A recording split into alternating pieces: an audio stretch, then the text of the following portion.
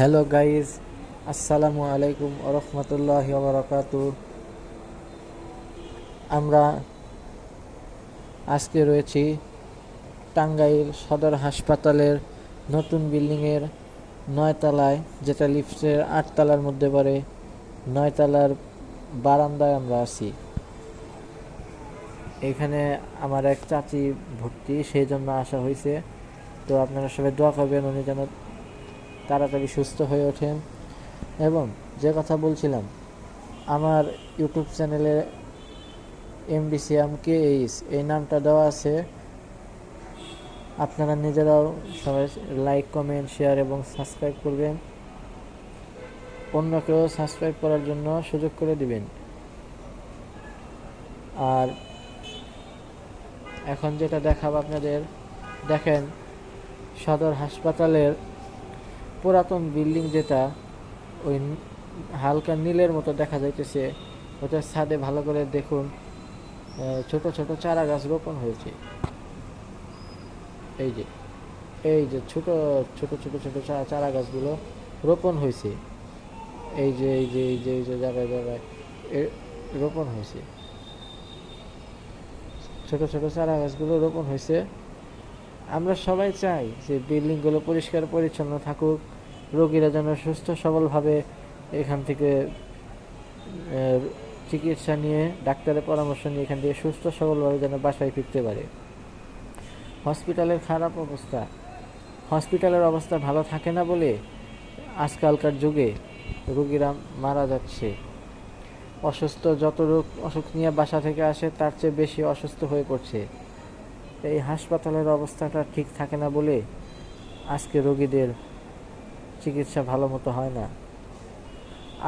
আমরা সবাই দোয়া করি যেন এই নতুন বিল্ডিং পুরান বিল্ডিংয়ের মতো যেন নষ্টের দিকে না যায়। এই নতুন বিল্ডিংও হালকা শ্যাওলা পড়ছে, দেখেন পানি জমে আছে।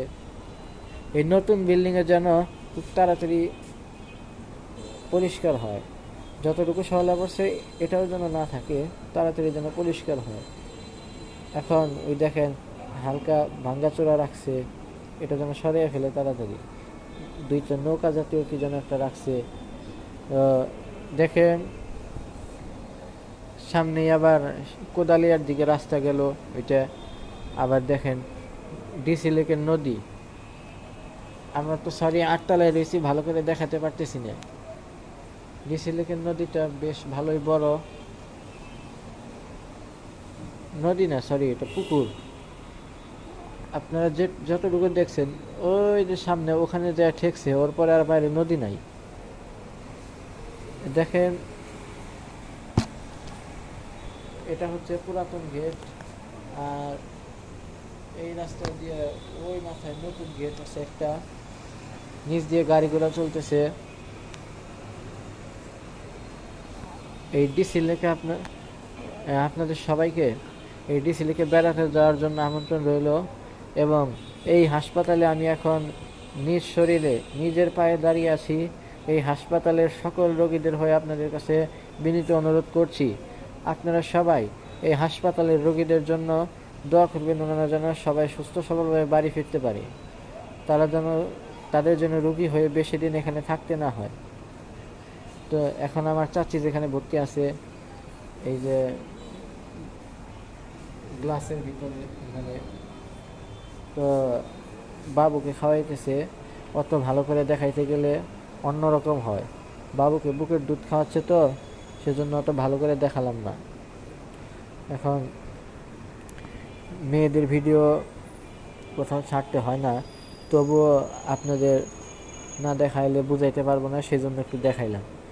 অত ভালো করেও দেখাইলাম না। বুকের দুধ খাওয়াইতেছে বাচ্চাকে। তো এখন আমরা বারান্দায় দাঁড়িয়ে আছি। বারান্দাটা অনেক সুন্দর, এখানে পানি জমার কোনো নাই। পানি হলে ছিদ্র দিয়ে পাস হয়ে নিচে পড়ে যায়। দেখেন এখানে সুন্দর সুন্দর মাঠ আছে, আবার একটু জায়গা আছে খেলার মতো।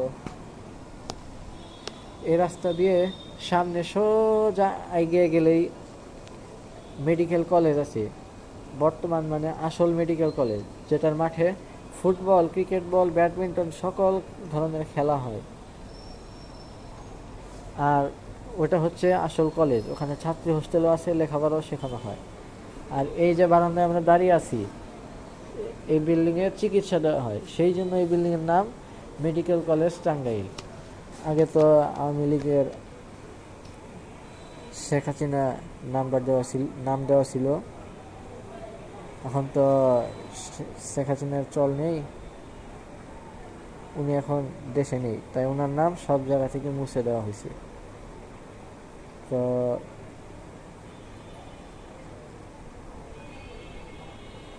আপনারা সবাই দোয়া করবেন হাসপাতালের পরিস্থিতি যেন সব ঠিকঠাক হয়ে যায়।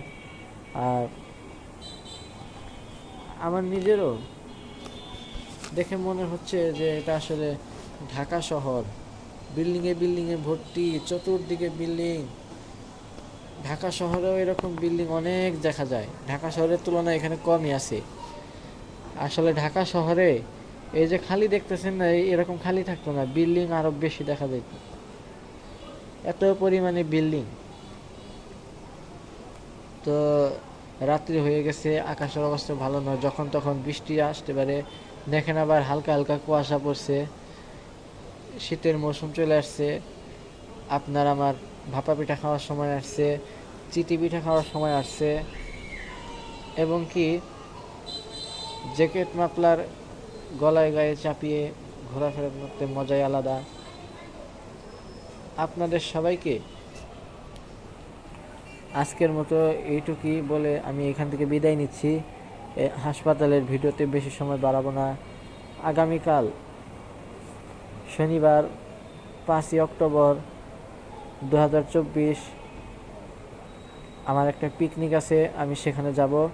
যাওয়ার পরে আপনাদের সঙ্গে নতুন নতুন জিনিসপত্র অনেক কিছু ভিডিও করে আপনাদের সবাইকে দেখাবো। আপনাদের দেখার আমন্ত্রণ রইল। আর